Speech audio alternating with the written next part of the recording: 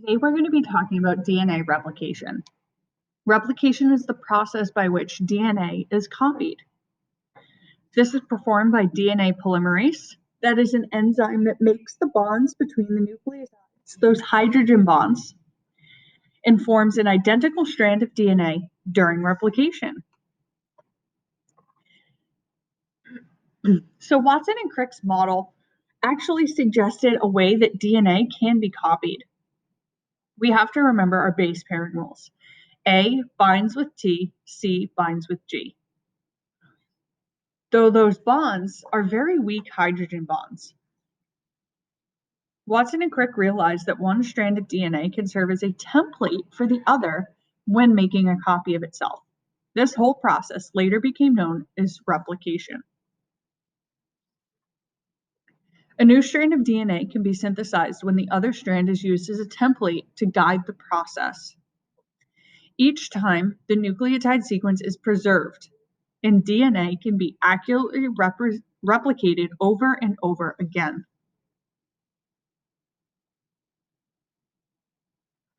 The human body in each cell has 46 chromosomes. DNA gets replicated during the S phase of the cell cycle.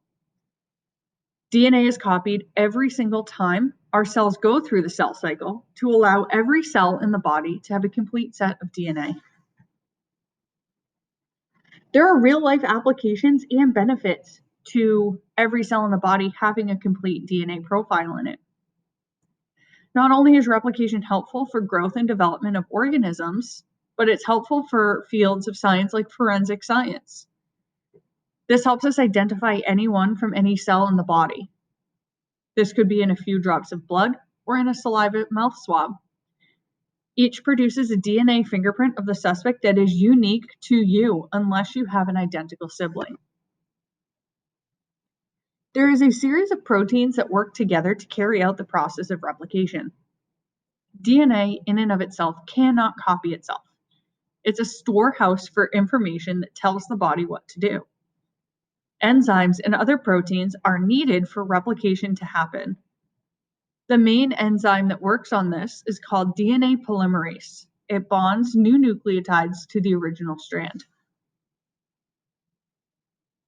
The first step of replication is an enzyme called DNA helicase unzips the double helix at numerous places along the chromosome.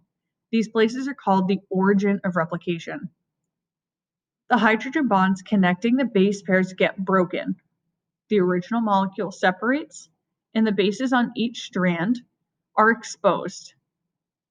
Unlike unzipping a suitcase, the process of unzipping DNA proceeds in two directions at once, at several points on a chromosome. This is just visualizing step one. So DNA helicase would be right about here, moving and unzipping the DNA, exposing the nitrogen bases.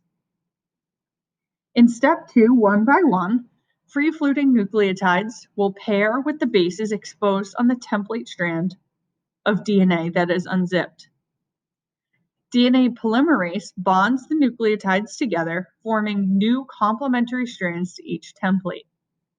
On one strand, we call this the leading strand, DNA replication happens smoothly and continuously in one direction.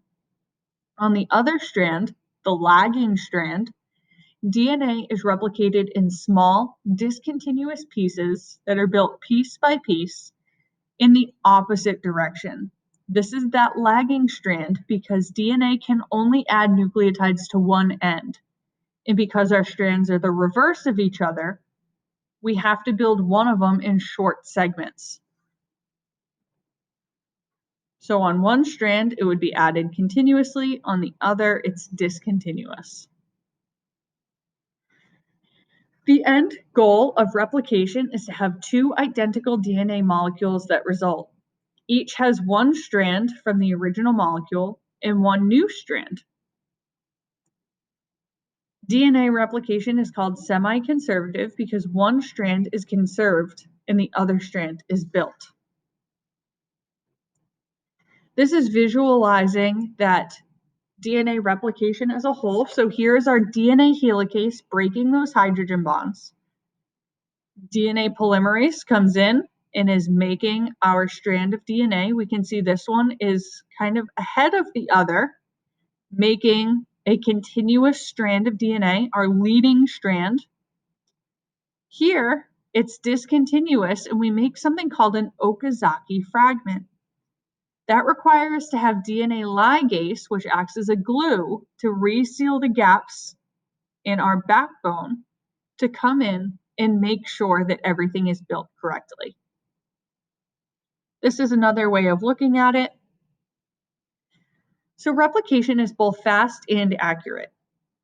Because DNA is constantly dividing and replicating over and over again in the cells of all living things, 50 nucleotides can get added to every origin of replication on every chromosome every second.